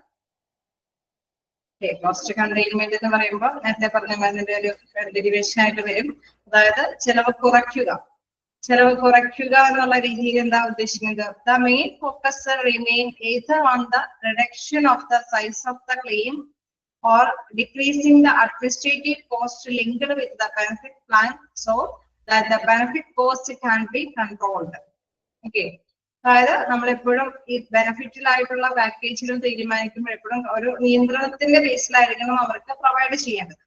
അല്ലാതെ നമുക്കറിയാം ഒരു ഓർഗനൈസേഷൻ ആകുമ്പോൾ അവിടെയുള്ള എംപ്ലോയീസിനെ എപ്പോഴും സാറ്റിസ്ഫൈ ചെയ്ത് ഒരുപാട് ഫിനാൻസ് മുടക്കി അവർക്ക് നല്ല ട്രെയിനിങ് കൊടുത്തു, അവർക്ക് നല്ല ബെനിഫിഷ്യൽ പാക്കേജുകൾ കൊടുത്തു, അവാർഡുകൾ കൊടുക്കുന്നു, നല്ല നല്ല പ്രോഗ്രാമുകൾ സംഘടിപ്പിച്ച് അവരെ ഭയങ്കര സാറ്റിസ്ഫൈ ചെയ്യുന്നു. അവർ ഒരുപാട് ഫണ്ട് ഇവർക്ക് വേണ്ടിയിട്ട് വിനിയോഗം ചെയ്ത് കഴിഞ്ഞ് കഴിഞ്ഞാൽ എന്തായിരിക്കും? ആ കമ്പനി നഷ്ടത്തിലായിരിക്കും പോകുന്നത് അല്ലേ? ഒരുപാട് പാക്കേജസ് മാത്രം കൊടുത്തുകൊണ്ടിരുന്നിട്ട് കാര്യമുണ്ടോ? വരവറിയാതെ ചെലവഴിക്കാൻ പാടില്ല അല്ലെ? വരവിനനുസരിച്ചിട്ടാണ് ചെലവഴിക്കേണ്ടത്. അതോടൊപ്പം തന്നെ അവരെ സാറ്റിസ്ഫൈ ചെയ്യുന്നത് അല്ലെ? അപ്പൊ ആ ഒരു രീതി തന്നെ ഫോളോ ചെയ്യേണ്ടതായിട്ട് വരും. അതുകൊണ്ട് തന്നെയാണ് പറയുന്നത് കോസ്റ്റ് കണ്ടെയ്ൻമെന്റ്, അതായത് ചെലവ് നിയന്ത്രിച്ചു പോകണം അല്ലെ? The main focus remain either on the reduction of the size of the claim, ഒന്നില്ലെങ്കിൽ എന്താണ് ക്ലെയിമിന്റെ ആ ഒരു സൈസ് ഒക്കെ വേണമെങ്കിൽ ലഘൂകരിച്ച് കൊണ്ടുവരാം. അതല്ലെങ്കിൽ അഡ്മിനിസ്ട്രേറ്റീവ് ആയിട്ടുള്ള കോസ്റ്റുകളെ ലഘൂകരിച്ചിട്ട് എന്താണ് അവർക്ക് ബെനിഫിഷ്യൽ പാക്കേജുകളൊക്കെ കൊടുക്കുക. അപ്പൊ കോസ്റ്റ് ഒരുപാട് മടക്കാതെ തന്നെ അവർക്ക് ബെനിഫിഷ്യൽ പാക്കേജുകൾ കൊടുക്കാനായിട്ട് ശ്രമിക്കണം അല്ലെ? അതിനു വേണ്ടിയിട്ട് ഒരുപാട് ഫണ്ട് ഇറക്കണോ അല്ലെ? അത് തീർച്ചയായിട്ടും എംപ്ലോയീസിന് ഗുണം ചെയ്യുമോ എന്നുള്ളത് അനലൈസ് ചെയ്തതിന് മാത്രം അല്ലെ ശേഷം മാത്രമാണ് അവർക്ക് ആ ബെനിഫിഷ്യൽ ആയിട്ടുള്ള പാക്കേജുകൾ കൊടുക്കാൻ പറ്റുള്ളൂ. ആ ബെനിഫിഷ്യൽ ആയിട്ടുള്ള പാക്കേജിനെ കുറിച്ചിട്ട് തീരുമാനിക്കുമ്പോൾ തന്നെ ഒരുപാട് കോസ്റ്റ് മുടക്കിയാൽ അതിലേറെ നഷ്ടമായിരിക്കും കമ്പനിക്ക് ഉണ്ടാവും അല്ലെ?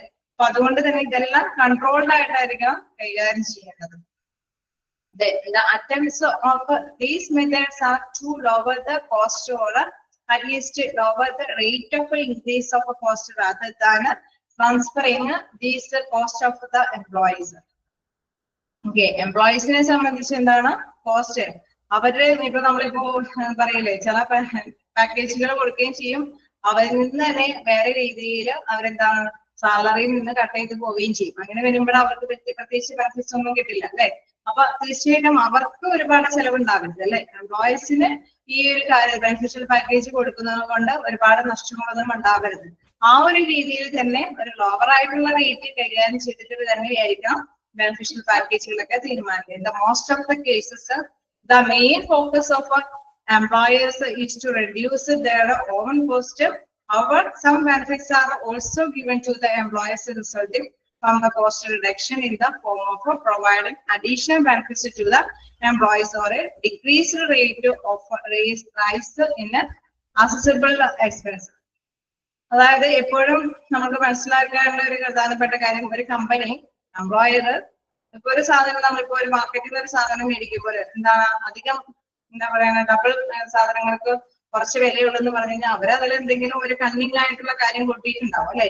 തീർച്ചയായിട്ടും കസ്റ്റമേഴ്സിൽ നിന്ന് അവരൊരു സാധനം ലഭ്യമാക്കുന്നുണ്ടെങ്കിൽ, വില കുറച്ച് ലഭ്യമാക്കുന്നുണ്ടെങ്കിൽ ഒന്നില്ലെങ്കിൽ അതിന്റെ ക്വാണ്ടിറ്റിയിൽ എന്തെങ്കിലും കുറവ് വരുത്തിയിട്ടുണ്ടാവും, അതല്ലെങ്കിൽ എന്താണ് ക്വാളിറ്റിയിൽ എന്തെങ്കിലുമൊക്കെ കുറവ് വരുത്തിയിട്ടുണ്ടാവും.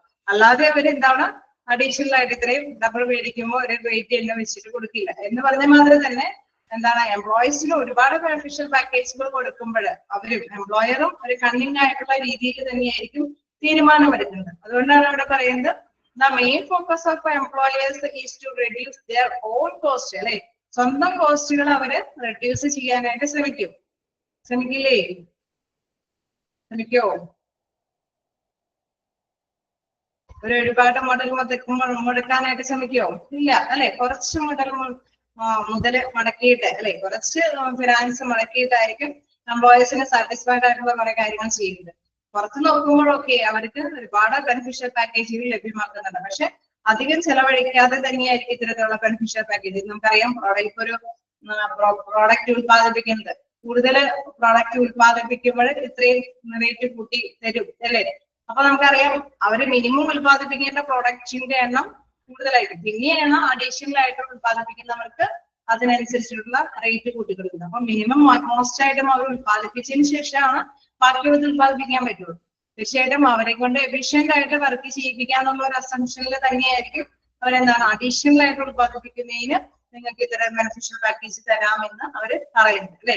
അപ്പൊ അവര് മാക്സിമം അവരെ കൊണ്ട് വർക്ക് ചെയ്യിപ്പിക്കാൻ സാധിക്കും. അത് മാത്രമല്ല എന്താണ് അവർക്ക് അഡീഷണൽ ആയിട്ടുള്ള പ്രൊഡക്റ്റുകൾ അല്ലെ ലഭ്യമാക്കുന്നതനുസരിച്ചിട്ട് തന്നെ അവരെ കൊണ്ട് ടാർഗറ്റ് ഒന്നുകൂടി കയറ്റി കൊണ്ടുവരാനായിട്ടും ഉള്ള കഴിവ് ഉള്ള എംപ്ലോയീസിനെ വാർത്തെടുക്കാനും സാധിക്കും അല്ലെ.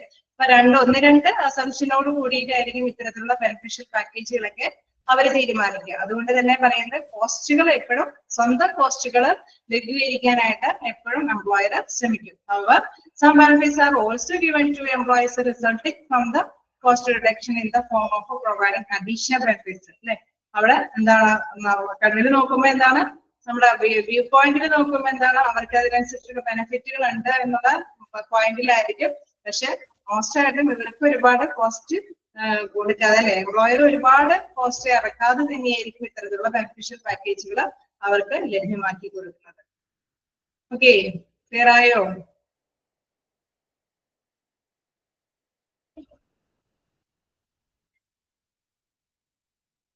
ാണോ? ഓക്കെ, ഇതിങ്ങനെ നമ്മൾ ഒരുപാട് വാതോരാതെ മനസ്സിലാക്കേണ്ട, പക്ഷെ ഇത് ചെറിയ പോയിന്റ് മാത്രമാണ്. പക്ഷെ വിവരിക്കുമ്പോൾ ഒരുപാട് ലാഭമായിട്ട് അല്ലെ വിവരിച്ച് തന്നെയാണ് പോയിന്റ് ഓഫ് ചെയ്തിരിക്കുന്നത്. പക്ഷെ ചെറിയ കാര്യം മാത്രം അതിൽ നിന്ന് നമ്മൾ ക്യാച്ച് ചെയ്യാനേ ഉള്ളൂ. ഓക്കെ, വീണ്ടും എന്താണ് നെക്സ്റ്റ് പാരഗ്രാഫിൽ എന്താ പറയുന്നത്?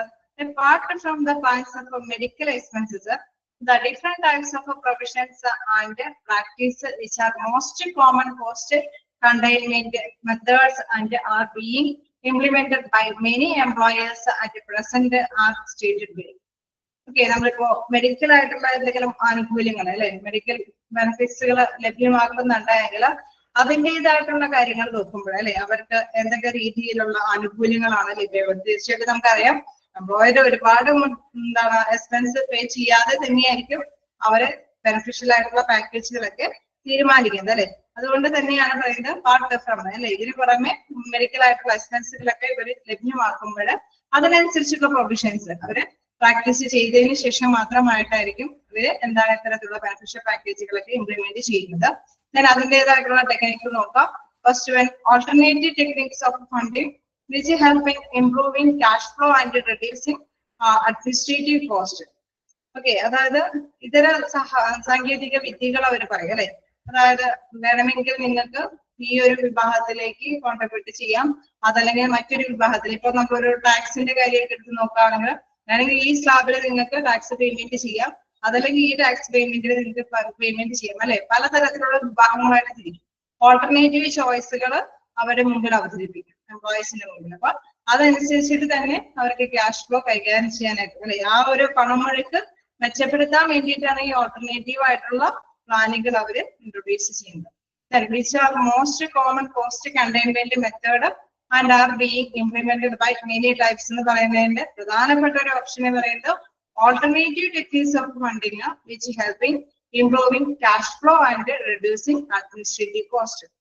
ഓക്കെ, അപ്പൊ പലതരത്തിലുള്ള ടെക്നിക്സുകൾ പ്രൊവൈഡ് ചെയ്യുമ്പോൾ എന്താണ് ക്യാഷ് ഫ്ലോ ഒഴുക്ക് ക്യാഷിന്റെ ഒഴുക്ക് അത് ഇംപ്രൂവ് ചെയ്യാനായിട്ട് സാധിക്കുകയും ചെയ്യും. അഡ്മിനിസ്ട്രേറ്റീവിന്റെ കോസ്റ്റ് ലഘൂകരിച്ച് കൊണ്ടുവരാനും സാധിക്കും. Then devising a comparative bidding among the insurance firms and third party administrators which can reduce the administrative cost. അല്ലെ അവിടെ മൂന്നാം കക്ഷികൾക്ക് കൂടി ഒരു അഡ്മിനിസ്ട്രേറ്റീവ് ചെയ്യാനായിട്ടുള്ള ഒരു ചാൻസ് ഒരുക്കി കൊടുക്കുന്നു. അങ്ങനെ വരുമ്പോഴും അഡ്മിനിസ്ട്രേറ്റീവ് കോസ്റ്റ് ലഘൂകരിച്ച് കൊണ്ടുവരാൻ സാധിക്കുന്നത് അല്ലെ. മറ്റുള്ളവർക്കും കൂടി ഒരു പങ്കാളിത്തം ലഭ്യമാക്കുമ്പോൾ എന്താണ് അവരുടെ കമ്പനിയിൽ ഒരുപാട് കോസ്റ്റ് അവർ തന്നെ ഒറ്റയ്ക്ക് കൈകാര്യം ചെയ്യേണ്ട ഒരു അവസ്ഥയിലേക്ക് വരുന്നില്ല അല്ലെ. മൂന്നാമതൊരു കക്ഷിക്കും കൂടി അതിലെ പങ്കാളിയാവാനായിട്ടുള്ള ഒരു അവസരം ലഭ്യമാകുന്നു. അപ്പോൾ ഒന്നിച്ച് ബേർഡൻ ആവേണ്ട അവസ്ഥ വരുന്നില്ല അല്ലെ. ഇൻഷുറൻസ് സ്കീമുകളൊക്കെ പൊതുവെ നമുക്കറിയാം മൂന്നാമതൊരു കക്ഷി കൂടി ഇംപ്ലിമെന്റ് ചെയ്തിട്ടാണ് ഓർഗനൈസേഷന് എംപ്ലോയീസിന് അതിന് പ്രൊവൈഡ് ചെയ്യുന്നു അല്ലേ. ആണോ?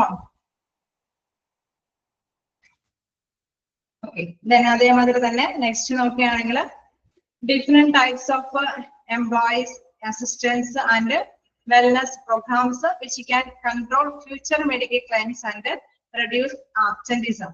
ഓക്കെ, നമുക്കറിയാം ഭാവിയിൽ എന്തെങ്കിലും മെഡിക്കൽ പ്രോബ്ലംസ് വരാനായി അല്ലെ മെഡിക്കൽ ആയിട്ടുള്ള കാര്യങ്ങൾക്കൊക്കെ എന്തെങ്കിലും ചാൻസ് ഉണ്ടാവാൻ സാധ്യത ഉണ്ടെങ്കിൽ അല്ലെ തീർച്ചയായിട്ടും നമ്മളിപ്പോൾ നേരത്തെ കൂട്ടി ഒരു പ്ലാനിങ് സ്കീമൊക്കെ ഉണ്ടെങ്കിൽ എന്താണ് അധികം ആബ്സെന്റ് ഇല്ലാതെ തന്നെ പോയി അവരെ ഡ്യൂട്ടി ചെയ്യാനായിട്ട് വരും അല്ലെ. ഇത്രയും ഇത്രയും പ്രസൻസും കാര്യങ്ങളൊക്കെ ഉള്ളവർക്ക് മാത്രമാണ് ഇത്രയും ഫെസിലിറ്റി ഉള്ളൂ എന്നുള്ള ഒരു നിബന്ധനയൊക്കെ ഉണ്ടെങ്കിൽ തീർച്ചയായിട്ടും എന്താണ് അവര് ഒരുപാട് ആബ്സെന്റീസ് ആവാതെ തന്നെ എന്താണ് എല്ലാ ദിവസവും ഡ്യൂട്ടിക്ക് വരാനൊക്കെ ആയിട്ട് ശ്രമിക്കും അല്ലെ. അതുകൊണ്ട് തന്നെ പറയുന്നത് different types of employee assistance and wellness programmes which can control future medical claims and reduce absentees അല്ലെ. അവിടെ എന്താണ് ഫ്യൂച്ചറിലായിട്ടുള്ള ഭാവിക്ക് വേണ്ടിയിട്ടാണ് അവരിങ്ങനെ കരുതി വെക്കുന്നത് അല്ലെ. മെഡിക്കൽ ക്ലെയിം ഒക്കെ കരുതി വെക്കുന്നത് ഭാവിക്ക് വേണ്ടിയിട്ടാണ്. അങ്ങനെ വരുമ്പോൾ തീർച്ചയായിട്ടും എന്താണ് ഇത്രയും പങ്കാളിത്തം അല്ലെ ഇത്രയും ആബ്സെന്റീസ് ഒന്നും ഇല്ലാത്ത വ്യക്തികൾക്ക് മാത്രമാണ് ഈ ആനുകൂല്യം എന്ന് പറയുമ്പോൾ എന്താണ് അവിടെയുള്ള എംപ്ലോയീസ് മസ്റ്റായിട്ടും വന്നിരിക്കും അല്ലെ. ഫ്യൂച്ചറിനെ ഭാവിയെ കരുതിയിട്ടാണെങ്കിലും അവര് വരാനായിട്ട് തയ്യാറാവും. അപ്പൊ എന്താണ് ആ ഒരു ഫേമില് തടസ്സം കൂടാതെ തന്നെ വർക്കുകളൊക്കെ നല്ല രീതിയിൽ വർക്ക് ഫ്ലോ കൈകാര്യം ചെയ്ത് പോകാനായിട്ട് സാധിക്കുകയും ചെയ്യും. അങ്ങനെ അത്തരത്തിലുള്ള ബെനിഫിറ്റ്സുകൾ എംപ്ലോയർക്ക് നേടിയെടുക്കാനും സാധിക്കും അല്ലെ. അപ്പൊ പലതരത്തിലുള്ള രീതിയിലാണ് ഇവര് ഈ ഒരു എംപ്ലോയർ ഇതൊക്കെ ആസൂത്രണം ചെയ്യുന്നത്. അതാണ് അവിടെ എടുത്ത് പറയുന്നത്. ഒന്ന് ആൾട്ടർനേറ്റീവ് ടെക്നിക്സുകൾ പ്രൊവൈഡ് ചെയ്യുന്നു. മറ്റൊന്ന് എന്താണ് അല്ലെ ഇൻഷുറൻസ് തേർഡ് പാർട്ടിനെ വെൽക്കം ചെയ്യുന്നു. ദെൻ അതനുസരിച്ചിട്ട് അപ്പൊ അവർക്ക് കോസ്റ്റ് ബേർഡൻ ആവുന്നില്ല. ദെൻ വീണ്ടും അല്ലെ അബ്സെന്റീസം കുറയ്ക്കാനായിട്ട് ഉള്ള ഒരു ശ്രമം കൂടി ഇതിനുള്ളിൽ അല്ലെ അതൊരു കണ്ണിങ് പോയിന്റ് ആയിട്ടാണ് കൈകാര്യം ചെയ്ത് അവർ ചെയ്യുന്നത്. ഓക്കെ ആണോ?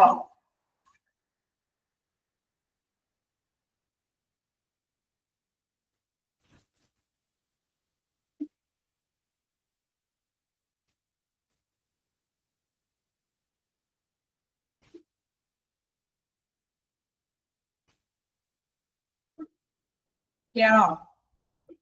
ചെറിയ പാരഗ്രാഫ് കൂടിയുണ്ട്.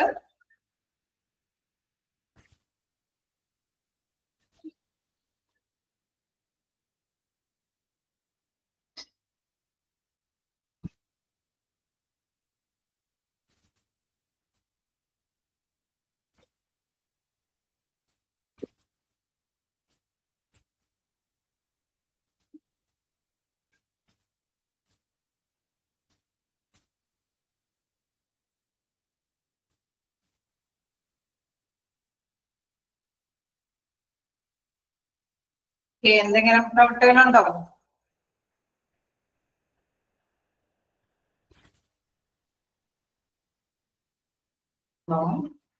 ജസ്റ്റ് വായിച്ചു നോക്കാം. എവിടെയെങ്കിലും ഡൗട്ട് ഉണ്ടെങ്കിൽ ചോദിക്കാം.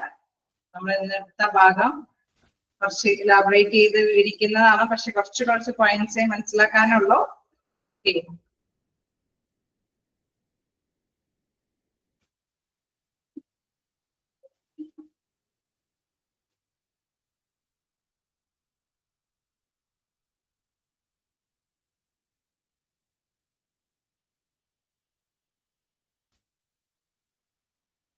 ലാസ്റ്റ് പാരഗ്രാഫ് കൂടി കഴിഞ്ഞിട്ട് നമുക്ക് നോക്കാം.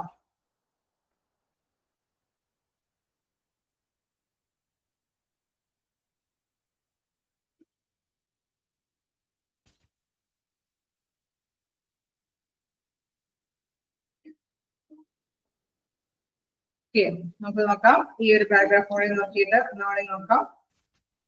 Last paragraph considering that most plans which are formulated by the employers also cover the dependents, then the awareness has also increased with respect to informing the dependents of employees about the different types of benefit plans organized by the firm. For example, in benefit orientations, suppose can be invited to participate.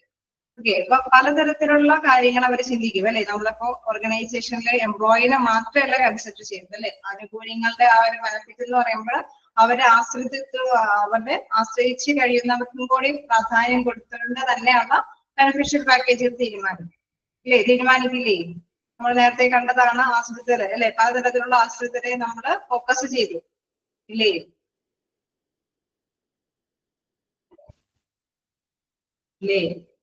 പലതരത്തിലുള്ള ആശ്രിതരെയും കൂടിയും പരിഗണിച്ചിട്ട് തന്നെയല്ലേ നമ്മൾ അത്തരത്തിലുള്ള തീരുമാനങ്ങൾ എടുത്തു. First പോയിന്റിൽ നമ്മൾ അത് ഡിസ്കസ് ചെയ്തതാണ് അല്ലെ. ഫസ്റ്റ് പോയിന്റിൽ നമ്മൾ എന്താ ഡിസ്കസ് ചെയ്തത്? ആർക്കൊക്കെ വേണ്ടിയിട്ട് ബെനിഫിഷ്യൽ പാക്കേജുകൾ കൊടുക്കണം അല്ലെ, ആർക്കൊക്കെയാണ് കൺസിഡർ ചെയ്യുന്നത് എന്നുള്ളത് നമ്മൾ പറഞ്ഞു അല്ലെ. അപ്പൊ അത് തന്നെയാണ് ഇവിടെ ലാസ്റ്റ് ഇപ്പൊ പറഞ്ഞ പോയിന്റിൽ, അതായത് നമ്മള് കോസ്റ്റ് കണ്ടെയ്ൻമെന്റ് നമ്മൾ നിയന്ത്രിക്കുമ്പോൾ, കോസ്റ്റ് നമ്മൾ നിയന്ത്രിച്ചു പോകുമ്പോൾ പലർക്കും പങ്കാളിത്തം അല്ലെ, കൂടുതലായിട്ട് ബേർഡൻ ആവാനായിട്ട് എംപ്ലോയർ തയ്യാറാവില്ല അല്ലെ. ആർക്കൊക്കെ കൊടുക്കണമെന്നുള്ള കാര്യം കൂടി ചിന്തിച്ചിട്ട് മാത്രമാണ് അവര് ഫിനാൻസ് മുടക്കുകയുള്ളൂ അല്ലെ. അപ്പൊ തീർച്ചയായിട്ടും എന്താണ്, ഇങ്ങനെ ആശ്രിതർക്ക് വേണമെങ്കിൽ ചെറിയ രീതിയിൽ അവരെന്താണ് എംപ്ലോയീസിൽ നിന്ന് കോൺട്രിബ്യൂഷൻ ഈടാക്കാനായിട്ട് ശ്രമിക്കും. കാരണം എന്താണ്, അവര് അവിടെയുള്ള എംപ്ലോയീസിന് മാത്രമല്ല എന്താണ് ഇത്തരത്തിലുള്ള ബെനിഫിഷ്യൽ പാക്കേജുകൾ ലഭ്യമാക്കാനായിട്ട് ശ്രമിക്കുന്നത് അല്ലെ. അവരുടെ ആശ്രിതർക്ക് കൂടി ബെനിഫിഷ്യൽ പാക്കേജുകൾ ലഭ്യമാക്കാൻ ശ്രമിക്കുന്നത് കൊണ്ട് തന്നെ എംപ്ലോയീസിന്റെ ഒരു കോൺട്രിബ്യൂഷനും കൂടി അവർ ശ്രമിക്കും അല്ലെ. അങ്ങനെയല്ലേ, അവരൊരു ഫോർമുലേഷൻ നടത്തുമ്പോൾ ഒരു എന്തെങ്കിലും കോൺട്രിബ്യൂഷൻ, എന്തെങ്കിലുമൊക്കെ സ്കീമുകൾ അല്ലെ, നമ്മൾ മെഡിക്കൽ ക്ലെയിമുകളിലൊക്കെ നമുക്കറിയാം ഒരു നിശ്ചിത അതുകൾ അല്ലെ, ഒരു ഫണ്ട് അവരെ സ്വരൂപിച്ചതിന് ശേഷമാണ് മെഡിക്കൽ ക്ലെയിമുകളെ ലഭ്യമാക്കാനായിട്ട് അവർ ശ്രമിക്കുകയുള്ളൂ അല്ലെ. ഒരു നിശ്ചിത ഫണ്ട് അവരെ ഈടാക്കൂലേ, അവരുടെ സാലറിയിൽ നിന്ന് ഇത്രയും ഫണ്ട് സ്വരൂപിക്കുക എന്നുണ്ടാവും. തീർച്ചയായിട്ടും അവരുടെ സാലറിയിൽ നിന്ന് മെഡിക്കൽ ക്ലെയിമിന് വേണ്ടിയിട്ട് കട്ട് ചെയ്ത് പോയാൽ മാത്രമാണ് അവർക്ക് ഇത്തരത്തിലുള്ള മെഡിക്കൽ ആനുകൂല്യങ്ങൾ കൃത്യമായിട്ടുള്ള സമയങ്ങളിൽ അവൈലബിൾ ആക്കുന്നുള്ളൂ. ശരിയല്ലേ?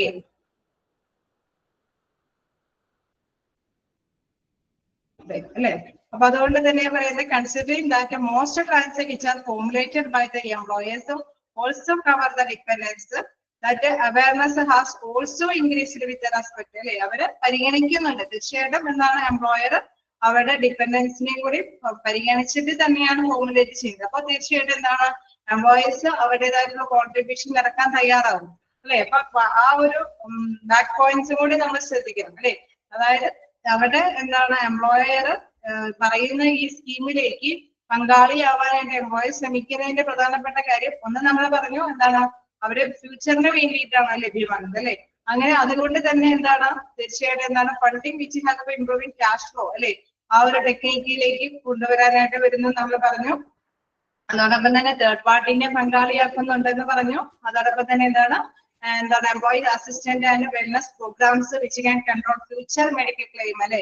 അതായത് പ്രോഗ്രാംസുകളൊക്കെ സംഘടിപ്പിക്കുന്നു, ഫ്യൂച്ചറിനെ കൂടി കരുതിയോണ്ടാണ് സേവിങ്സ് നടത്തുന്നത് കൊണ്ട് അവരെന്താണ് തീർച്ചയായിട്ടും അതിൽ പങ്കാളിയാവാനായിട്ട് ശ്രമിക്കുന്നു. മാത്രമല്ല ആബ്സെന്റീസ് ഒക്കെ കുറച്ച് കൊണ്ടുവരാനായിട്ട് ശ്രമിക്കുന്നു.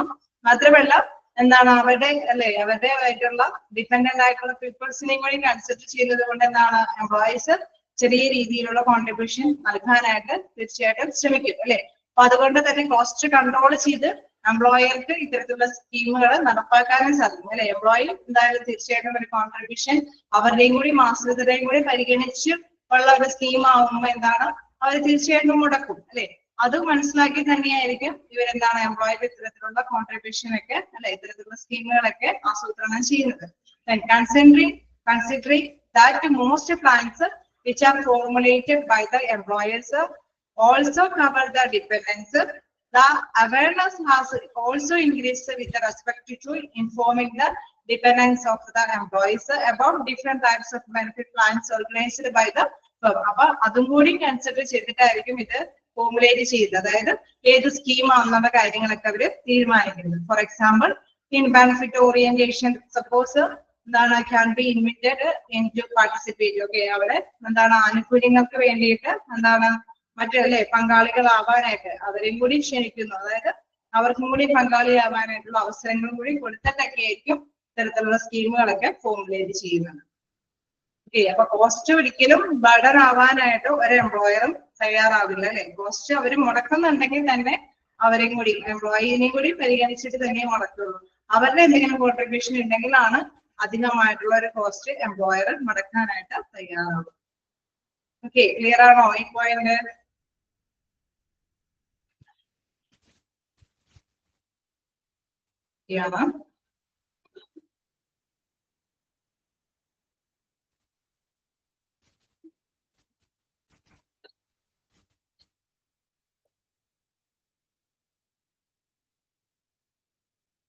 നമ്മള് ഈ ഒരു ഭാഗം കൂടി കഴിഞ്ഞാൽ വലിയ കുഴപ്പമുണ്ടാവില്ല.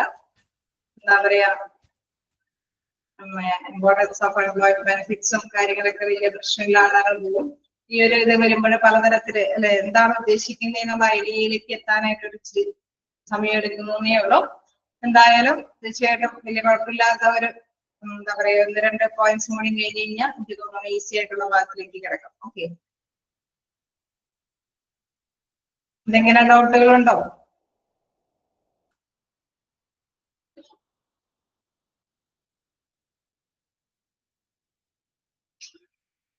എന്തെങ്കിലും ഡൗട്ടുകളുണ്ടോ? അല്ല, ഓൾട്ടർനേറ്റീവ് ടെക്നിക്സ് അതൊക്കെ ഒന്ന് ജസ്റ്റ് ഒന്ന് മാർക്ക് ചെയ്ത് തരാം കേട്ടോ. ഏതൊക്കെ രീതിയിലാണ് കണ്ടെയ്ൻമെന്റ് അല്ലെ കോസ്റ്റ് കണ്ടെയ്ൻമെന്റുകൾ കൈകാര്യം ചെയ്യാനായിട്ട് ശ്രമിക്കുന്നത് എന്നുള്ളത്.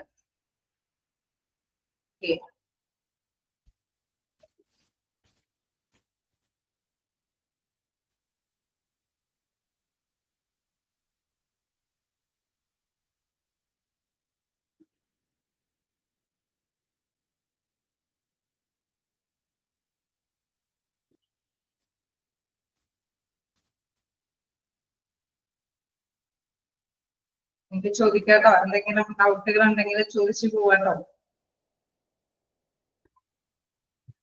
ഓക്കെ, എല്ലാം ക്ലിയർ ആണോ? 1-2 തമ്പുകൾ മാത്രമേ ഞാൻ കാണുന്നുള്ളൂ. മെസ്സേജുകൾ അയച്ചാലാണ് ഇച്ചിരി കൂടി ഓക്കെ ആണെന്നുള്ളത് ഇത് കിട്ടുള്ളൂ. ഓക്കെ ആണോ? നിങ്ങൾക്ക് ക്ലിയർ ആണോ?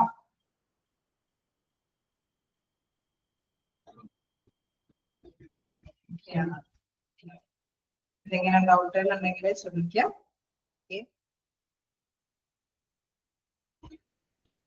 അപ്പൊ നമുക്ക് നെക്സ്റ്റ് ക്ലാസ്സിൽ കാണാം. Okay, thank you.